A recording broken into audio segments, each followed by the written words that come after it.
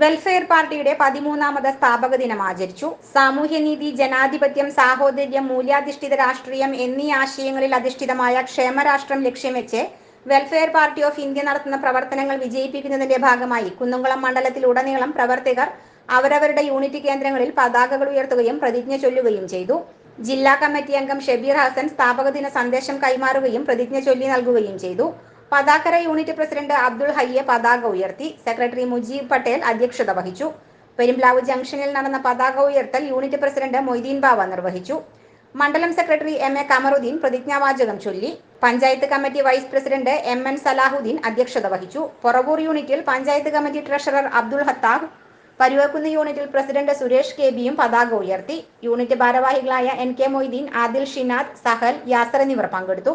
News fact, Kunnamkulam.